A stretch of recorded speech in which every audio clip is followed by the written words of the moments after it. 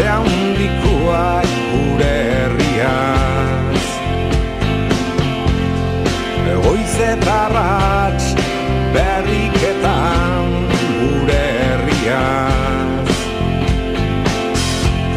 Nik nahi nituzke halako segurtasun. Euskalgintzaren garai berri honetan agertu diren erronkentzako erantzun eta irtenbide berriak asmatu behar dira. Horretarako euskararen etorkizuneko eszenarioak elkarrekin eraikitzen edo E5 proiektua sortu eginda.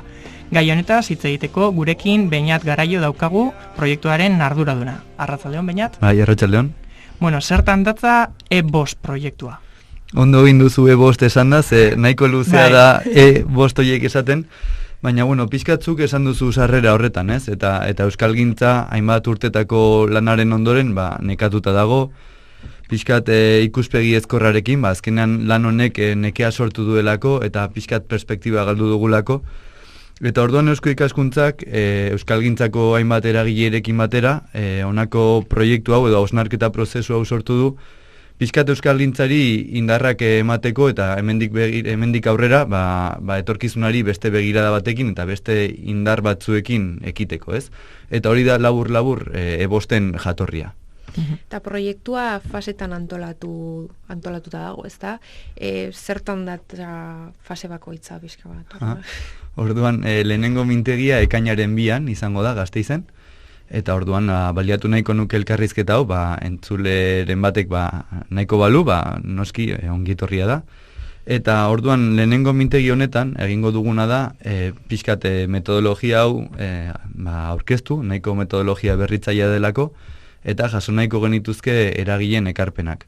Horren ondoren, eta hau ja garrantzitsua da gure prozesurako, egin nahiko genuke euskararen diagnostiko bat. Baina ez da ohiko diagnostiko bat izan ere euskalgintzak eta euskerak dituen indarguneak, aukerak eta kasu arrakastatsuak hartuko ditugu kontutan, ez? Badakigu mundu guztiak bezala arazoak ditugula, gabeziak ditugula, baina horiek baztertzea erabaki dugu eta pentsatzen dugu etorkizuna argiagoa izango dela gure indargunetan oinarritzen bagara, ez? Bigarren mintegia, hau azaro inguruan egingo da, oraindik erabakitzeke dagoen toki batean, eta hor ja gure eszenario horiek amestuko edo desiratuko ditugu, ez?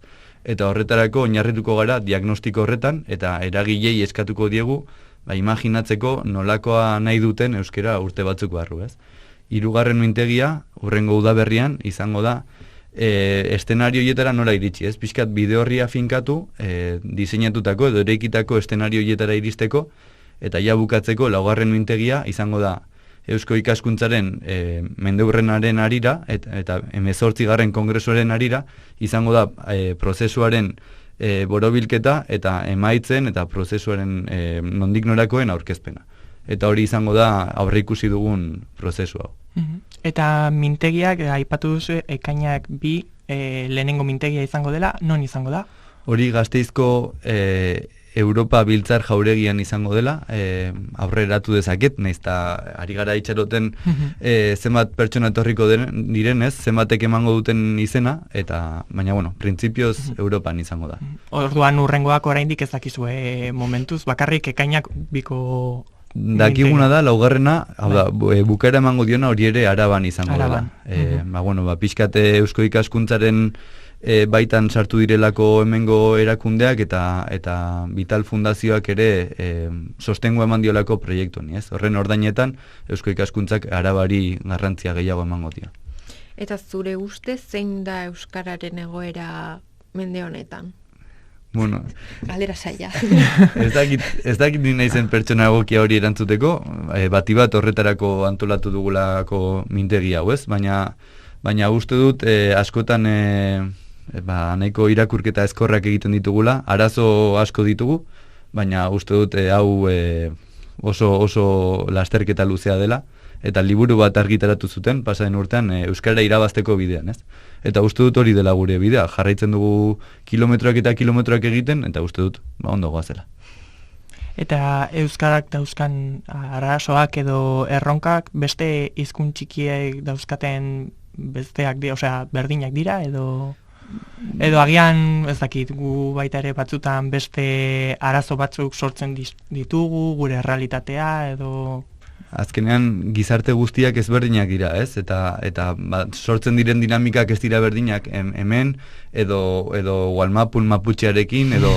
Ez? Baina kontua da, euskera ez dagoela hain gaizki, ez? Pentsatzen dugu gaizki dagoela, eta bintzait EAen ez dago hain gaizki, ez? Igual Nafarroan eta Iparraldean badago zeregina, baina uste dut, hori, saiatu behar garela gauzak argi edukitzen, eta mentalizatzen, lanean jarraitu behar dugula, erregabe, eta gauzak ondo eginda, eta hori, gure energiak xautu gabe, ez?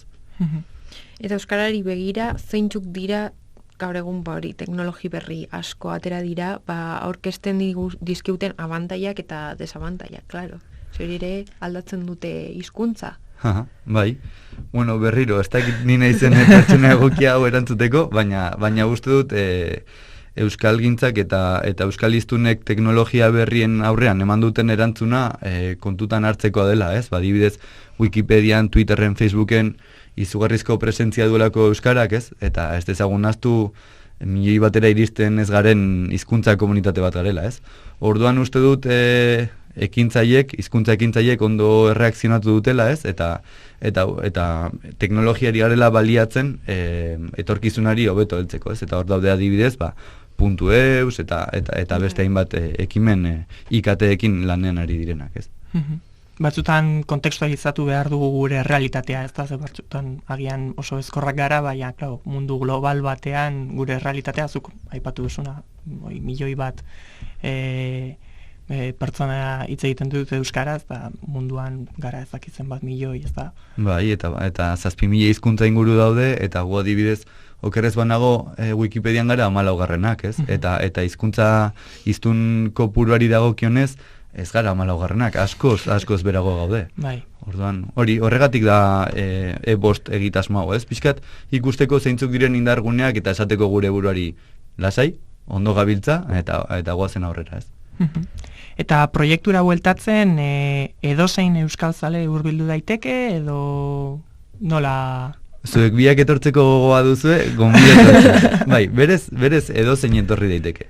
Nola hori parte al daiteke? Bueno, orentxe bertan izena emateko aukera zabalik dago, orduan euskoikaskuntza.eusen sartu, eta horre 5 egitasmo ezberdin ditu eusko ikaskuntzak, eta horietako bat euskerarekin ari da, ez?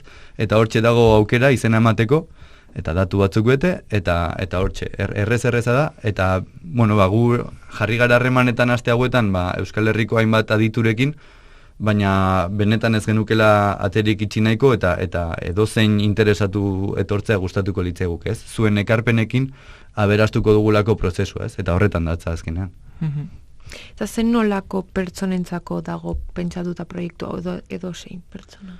Azkenean, zuk etorkizun berezi bat opa nahi badiozu euskerari eta kezka hori badaukazu, orduan guztiz ongi etorria zara, eta orduan suposatzen dut Alea FM-ko entzule guztiak ongi etorriak direla, zuek biak ongi etorriak zaretela. Orduan bai, ez dugu izten, eta jakin badakigu anistasuna egongo dela, ez? Denok zuk eta nik ez dugu berdin pentsatuko eta berdin zurekin, ez? Baina horrek aberasten gaitu, eta horrek egingo du etorkizuneko eszenarioiek egingarriagoak egitea, ez? Bueno, hori parte hartu nahi baduzue, badakizue, ekainak 2, Europa Jauregian, ez da? E-bost antolatutako mintegian parte hartu dezakezuela, eta, bueno, eskerrik asko behinat gurekin egoteagatik, ez dakit zer gehiago aipatu nahi baldin baduzu ekimenari buruz, edo? Berez hori, Eusko Ikaskuntzaren 100. urte hurrena dela, ez, mende hurrena, eta orduan 5 ekimen desberdin zabaldu direla, eta e-bost hau oso berezia dela, pixkat marketingetik hartu ditugulako 3 metodologia, eta lehen aldia delako munduan horrelako zerbait egiten ari garela, ez? Orduan horrek demostratzen du Euskal Herriak jarraitzen duela lanean euskararen alde, eta bueno, zuen bion kasua Alea FM ere horrelakoa da, ez? Oso langileak gara, eta horrela jarraitu behar dugu. Ikuspegi beti baikorra. Hori da. Bestela ez goa zinora. Bueno, eskerrik asko behinat gurekin egoteagatik. Eskerrik asko zuei. Bai.